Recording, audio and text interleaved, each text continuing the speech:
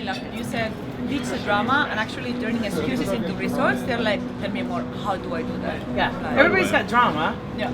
And everybody's looking for, we need a return on investment of our training programs. And it's like, they want people to say the training program was helpful. And instead, no, measure at the organizational level.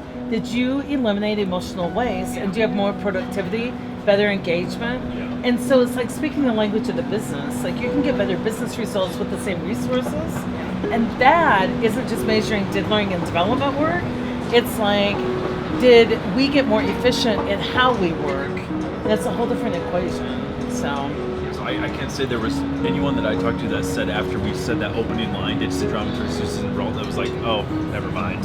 They were all like, okay, tell me more. So because I think people talk about what it's features and benefits. Features is we're going to teach your people to do conflict resolution, but benefits is you're going to have less drama on a day-to-day basis, and you can conserve that energy and put it someplace else. And that's where people are going for, because they've seen every program in the book, but what they're wanting is something that actually works. Like, we can bring you peace at work. Your people can be happy. And then they're relieved when we say you're not in charge of their engagement. They're like, oh, that's such a relief, because that was insane. Yeah. And it's like, no, you can't make another person happy. that's all my pressure. It's like, but you can hold people accountable, and happiness is related to accountability.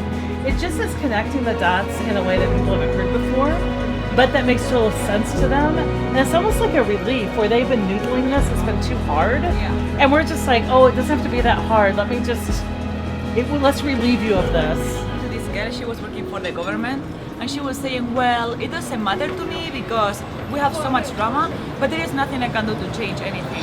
I work with the government. Like, Which is such learned helplessness. Everybody tells me I work with unions. let's talk about that. I work with unions, I work with the government, and that is their story about why they had to step down. And it's like, you work with human beings Exactly. who happen to be maybe members of a union. We both want the same thing. We want to be successful and happy. We can tell you how to do that. But a lot of people in the government say that, but then they think we have to change the culture of the government. And I go, no, we just have to change the climate of the people you work with. And if you change enough climates, then it'll be global warming, then the culture will change. But you don't have to worry about that. Just change your circle. And most people, if you work for the government, or if you work with people who are members of the union, you're creating the drama by enabling.